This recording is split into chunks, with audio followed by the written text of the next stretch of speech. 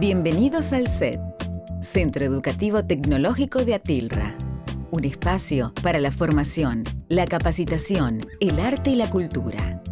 Ubicado en Ruta Nacional 34, en el kilómetro 262, en un predio de 6 hectáreas y media, se encuentra el edificio del Centro Educativo Tecnológico, que se compone de varios módulos sustentables y es modelo para toda la región. Una amplia playa de estacionamiento otorga comodidad y fácil acceso a la institución. Con un puesto de vigilancia permanente, brinda máxima seguridad las 24 horas del día. El CET dispone de espacios preparados y diseñados para el aprovechamiento pleno. Su moderno mobiliario y la incorporación de tecnologías brindan las condiciones óptimas para el desarrollo de las diversas actividades. Aulas con amplia capacidad de equipamiento, cantina y espacios de usos múltiples con Wi-Fi, sanitarios y lockers en cada planta, fotocopiadora y demás servicios constituyen un entorno de máxima productividad. Las salas de reuniones que se encuentran en cada planta, equipadas con mobiliario de alto confort, ofrecen el espacio ideal para actividades grupales, clases y talleres. La Biblioteca Nelson Mandela alberga más de 2.000 textos de estudio y obras para lectura recreativa. Cuenta con acceso a Internet, material digital, revistas y archivo. El auditorio brinda el entorno perfecto para la realización de espectáculos, conferencias y congresos. Gran capacidad, confort y tecnología de punta lo constituyen como uno de los auditorios más significativos y equipados de la región. El Paseo de la Memoria y de la Vida Presidente Néstor Kirchner, la Plazoleta Nunca Más y el Espacio de Poesía de Juan Gelman conforman un sector que invita a reflexionar sobre nuestro pasado y nuestro futuro. El CET dispone de su propio hotel, preparado para hospedar a sus invitados, alumnos y visitantes, ofreciendo habitaciones y servicios de primer nivel. También cuenta con gastronomía propia a cargo de chefs profesionales y un equipo especializado para brindar un servicio de altísima calidad.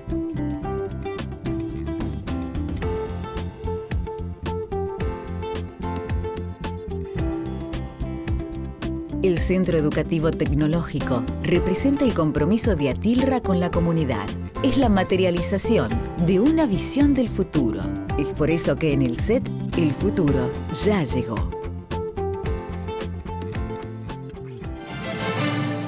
Hola, hola, ¿cómo le va a todos ustedes? Un nuevo programa de Nuestra Voz. Y en Nuestra Voz vamos a tener una voz muy especial que se expande en muchas voces. Y digo una voz muy especial, una voz que te habla desde el alma. Y lo estamos viendo acá, la presentación del libro, que se hizo en la Feria del Libro, en el stand del Grupo Octubre, el sábado pasado. Desde el alma, relatos y aforismos del Pago Chico a la Aldea Global. Escrito por Etín Ponce, secretario general de Atilra. El libro tiene un prólogo de Alejandro Apo y Felipe Piña. Como hay mucho material, no va a alcanzar el programa al día de hoy, que también lo vamos a repetir en la edición especial de los días sábados, vamos a desarrollar la primera parte de la cobertura que hicimos en la Feria del Libro. Si les parece, escuchamos al secretario general de Atilra en la apertura del mismo. Vamos allí. Gracias. Gracias Ale, gracias Adrián, gracias al Grupo Octubre que me ha permitido llegar con este libro a todos ustedes, gracias a mi familia, gracias a mis amigos, gracias a las cumpas y a los cumpas de Atilra que me dieron la posibilidad de estar en una de las trincheras defendiendo los derechos de las y los compañeros trabajadores lecheros de todo el país. La verdad es que la pretensión es no realizar un conversatorio literario, porque para eso hay gente que tiene más autoridad que yo para hacerlo. Lo que vamos a tratar de hacer y lo que le propongo a Ale como Adrián es hablar de cosas de la vida, que de alguna manera es lo que trata este libro a través de los distintos relatos que hay acá. Y en función de esto que les digo, en función de esto que les manifiesto, me parece que es importante hacer un recorrido por por lo que dice el libro, que de alguna manera algunos de los relatos seguramente tienen que ver con lo que le pasa a tanta gente. Y no es tan trágica la vida, y la verdad es que uno puede haber tenido determinados momentos lindos y no tan lindos, pero la verdad que de todos ellos hemos aprendido. Yo tengo una familia muy linda, pero a su vez también he tenido una familia en mis padres también muy linda, ¿no? A pesar de las carencias, que son carencias materiales que no tienen que ver con cuestiones afectivas, sino que tienen que ver básicamente con carencias que tiene muchísima gente. Entonces, nosotros hemos nacido y nos hemos criado rodeados de amor, en principio en un pueblito de Santiago del Estero, donde no teníamos energía eléctrica. En selva. También hemos vivido un tiempo en Lugones, donde tampoco había ni agua ni energía eléctrica. Y así que de esas cosas se ha nutrido nuestra vida, de nuestra familia. Pero hemos tenido realmente una infancia maravillosa. No sé qué le pasará a Ale. Yo creo que hay una cosa que es muy importante.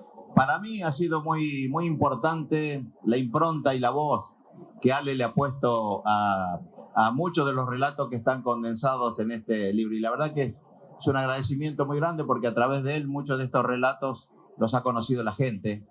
Y después han sido publicados, porque en principio tanto los cuentos como los relatos, y como les suele pasar a mucha gente, yo particularmente lo compartía con amigas y con amigos, hasta que, bueno, Adrián y otra gente me hizo que lo publiquemos. Entonces, la verdad que el hecho de haberlo tenido a Ale, poniéndole su inconfundible voz y la impronta en los relatos, a mí me ha llenado de orgullo. Así que por eso el agradecimiento profundo hacia él. Y también a Ale, y un agradecimiento muy especial, porque hoy Ale no iba a estar con nosotros. Claro. Hoy juega Racing y juega Boca. Vamos. Hoy no iba a estar Ale. Y realmente tenemos que agradecerle a Víctor Hugo Morales y a Fabiana, que a través de su buen oficio ha permitido que hoy Ale nos esté acompañando aquí. La verdad que para nosotros es un tema de legítimo orgullo. Fue natural, Etín. Muchas gracias a todos los que me saludaron, me acompañaron y me dejaron aquí entre Adrián y Etín, para poder decir que ponerle la voz a los relatos de Etín me resultó natural. Nunca me pareció, cuando me lo propusieron, que a partir de la filmación, a partir del audio, me iba a costar entender la manera de expresar sus historias de vida. Y la verdad que salió naturalmente. Es más, operé, cuando grababa los relatos de Etín, operé como hago con algunos escritores conocidos, que manejo bien las ideas que tienen y me doy cuenta. Entonces me animo a leer cuentos que no he leído. Con él hice eso. Al principio no. Al principio me afirmé a ver dónde estaba el estilo. Cuando capté el estilo, me arriesgué perfectamente a leerlo, porque siempre siento que cuando uno los lee por primera vez, cobra mucha más naturalidad. Recibe la gente el mismo asombro con que uno está descubriendo el relato o la reflexión o el camino que toma el protagonista a la que Etín se refiere. Por lo tanto, fue un placer, porque la incomodidad de estar leyéndolos antes implicaba una manera de estar concentrado mucho tiempo antes de hacer el trabajo. Aquí yo recibía los cuentos y enseguida, y dan cuenta, aquí está Gustavo Idoyaga y toda la gente que grababa eso, y bueno, todos me decían, ¿ya lo leíste? No, le digo, pero domino la idea. Y la idea tiene que ver con una frase que tomó muy bien Felipe Piña en el prólogo de este libro, Desde el Alma, que es muy buena, y que es de Etín, que dice que la felicidad llegar a la felicidad es algo sencillo, lo difícil es ser sencillo. Y la frase que tengo es de, no me acuerdo de quién, después lo voy a confirmar, pero de Azorín, es de un gran escritor español que en 3 frases definió algo a lo que todo nos va a resultar natural. Dijo 3 palabras: la dificilísima sencillez. Y eso es lo que para mí despiden desde las experiencias de vida, desde lo que mencionó Etín de las carencias, desde los descubrimientos de los movimientos que acompañaban a la gente y que planteaban historias que no se hablaban en la Argentina en algún momento, y toda esa infancia acompañada de esos descubrimientos está en los relatos, está en un amigo, está en una charla, está en un baile, está en un encuentro con otros amigos o con los familiares. Creo, y sin que esto implique pretender sentar valor de juicio absoluto alguno, que nosotros siempre tuvimos la impronta de decir, en nuestra casa, en nuestra familia, a pesar de las carencias materiales, siempre tuvimos, fundamentalmente nuestra madre, inculcarnos para leer. Yo tengo 2 hermanos que además de ser abogados escriben muy bien. Abel, inclusive, que está acá, ha leído algún relato de él, 9 y 10, que a vos te ha gustado. Bueno, es de Abel, es de mi hermano, que escribe mejor que yo. Pero yo soy más cardura y he tenido más suerte y por eso tengo, digamos, este libro. Pero él escribe muy bien. Y mi otro hermano, el del medio, también es abogado de profesión, pero también escribe, compone, y es de la época del Chino, del Colo Krieger, ahí, que han surgido también de Sunchales. A ellos los hemos expulsado, yo todavía me he quedado allá, pero es un poco así. No, con respecto a lo que vos me decías, mira, cuando a uno le gusta este tipo de cosas, lo hace desde pequeño. Yo tengo a mi madre y mi padre que han tenido pocas oportunidades de ir a la escuela. Y sin embargo siempre nos empujaron para que estudiásemos, para que leyésemos. Y yo me acuerdo, por ejemplo, y en función de lo que vos decís, cuando nosotros vivíamos en Sunchales, pero íbamos a la escuela primaria, no teníamos energía eléctrica. ¿Y qué hacíamos, por ejemplo, los días de invierno, cuando hacía frío y empezaba a lloviznar? Salíamos con el bolsito de los mandados a cambiar revistas. Íbamos a cambiar revistas por los barrios. Entonces, con los chicos que tenían nuestras mismas carencias, lo que hacíamos era cambiar revistas por aquellas que no habían leído y así íbamos recorriendo barrio por barrio hasta tener las revistas. Llegábamos a la noche y con el tero, que así le decíamos a mi hermano, que es el que me sigue, teníamos una lamparita querosén y leíamos hasta que llegaba Angelita, mi madre, y nos decía, apaguen la luz. Siempre hay posibilidades de leer, siempre hay posibilidades de cultivarse. El hecho de las carencias materiales muchas veces son un pretexto que nosotros mismos nos ponemos para no crecer desde el punto de vista espiritual. Porque lo que implica esto es precisamente un cuento, una novela, un relato, significa ni más ni menos que soltar un ave para que ese vuelo lo puedan compartir el resto de la gente. Fundamentalmente cuando uno a lo mejor no tiene la impronta de comunicarnos por timidez o por lo que fuere. Hay cosas que uno a través del relato, del cuento lo puede decir, cosas que a lo mejor no ha podido decirlos en su momento o expresarlo ante alguien que está enfrente suyo. Así que la literatura de alguna manera es una hermosa manera de comunicarnos, inclusive de comunicarnos con quienes ni siquiera nos conocen. Entonces me parece que está bueno eso. Así que le vamos a dar... Atilra es artífice de un proyecto solidario, colectivo y social. Es una realidad que crece, se desarrolla, vive y se multiplica, pero sobre todo permanece en el tiempo. Atilra, más de 70 años sembrando de sueños el camino. Bueno, estuvimos viendo imágenes donde estaba el periodista y locutor Adrián Noriega, nacido en la ciudad de Sunchales, ciudad en la que nació mejor dicho, en la que vivió Etín Ponce. Él mencionó, nació en Selva y después se crió en la ciudad de Sunchales. Y también Alejandro Apo. Para cierre del programa vamos a escuchar un relato que hizo en la Feria del Libro Alejandro Apo, pero me parece muy importante comentarle, transferirles a ustedes el prólogo de Felipe Piña, muy breve, y menciona lo siguiente. Uno de los aforismos que contiene este original libro de Etín Ponce dice: ser feliz es algo sencillo, lo difícil es ser sencillo. Y hay en estas páginas una invitación a la sencillez, condición habitualmente devaluada por esta sociedad del exitismo en la que vivimos inmersos. El lector se encontrará con un texto variado, mucho más preocupado por seguir el sentimiento y la necesidad de decir del autor que conformar un estilo predeterminado. ¿Vieron ahí las imágenes?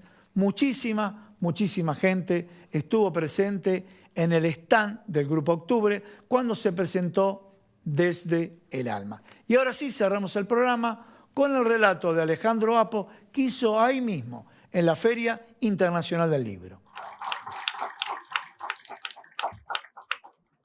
Aquel 1 de julio de 1974, lunes triste si los hubo, cuando María Estela Martínez de Perón, en ejercicio de la presidencia de la Nación, anunció el fallecimiento del teniente general Juan Domingo Perón, una extensa herida desgarró los sufridos corazones de millones de mujeres y hombres de trabajo. Cuando recibí aquella infausta noticia, hacía pocos meses que yo había entrado a trabajar en la gran empresa láctea argentina, tal como proclamaba aquel eslogan de época para referirse a Sancor Cooperativas Unidas Limitada. El pueblo trabajador no lloraba entonces porque había muerto un presidente, era mucho más que eso. Intuían, sabían que desgraciadamente estaban asistiendo a los funerales de un sueño que quedaría inconcluso, la instalación definitiva de un orden social más justo. Recuerdo que instintivamente me vino a la memoria aquello que Juan José Castelli, con la lengua destruida por el cáncer, escribió en 1813 desde la cárcel. Si ves al futuro, dile que no venga. Lamentablemente tal premonición se iba a cumplir, ya que 2 años más tarde se instalaría en esta patria la dictadura cívico-militar más sangrienta y atroz que azotara a la Argentina. Aquella dictadura diezmó a toda una generación. A veces me pregunto si este país de nuestros días sería igual si a este árbol no le hubiesen podado sus mejores retoños. Aquel terrorismo de Estado le mutiló las alas al Negrito Navarro, al Archi Gastaldo, a Fernando Abasto, compañeros de niñez y juventud que supieron gestar sus sueños en las entonces polvorientas calles de Sunchales, nuestro Pago Chico de Santa Fe, aquel mismo terrorismo de Estado que arrancó del seno de nuestra familia a Pocha, secuestrada en Villa Constitución el 10 de octubre de 1976 y asesinada por las mismas Fuerzas Armadas que la habían secuestrado. Pesaba sobre todos ellos un peligroso cargo, sospechosos de soñar con un país para todos. Esto llegaría después de la muerte de Perón. Por eso digo que tal vez el pueblo intuía lo que pasaría luego de la partida del viejo líder. Más de 130.000 almas pudieron verlo durante el velatorio en el Congreso de la Nación y más de 1 millón no alcanzaron a ingresar al recinto para darle el último adiós. Una fría y fina llovizna que descendía desde el brumoso cielo porteño se confundía con las perlas salobres y acuosas que bajaban de las mejillas dolientes de aquellas cabecitas negras que, apiñadas en las avenidas Callao y Libertador, acompañaron en silencio y con dolor el paso del cortejo fúnebre. El mundo lo despidió con respeto y admiración, quizá por el tipo de tribuna desde donde provenían los mensajes. Sea muy útil recordar a manera de ejemplo lo que manifestaban las crónicas de algunos de ellos. The Washington Post de Estados Unidos decía: Perón dirigió en la década de los años 40 una transformación social en la Argentina que, al contrario de muchos movimientos latinoamericanos, puede ser descrito como revolución. Por su parte, Il Tempo de Italia manifestaba: Perón inició en Argentina un experimento político y social, el del justicialismo, que, sobre todo cuando se lo juzgue teniendo en cuenta el ambiente en que fue realizado, las dificultades que se le opusieron y los enemigos que tenían interés en hacerlo fracasar, no podrá de ser considerado como una etapa de progreso social de América Latina.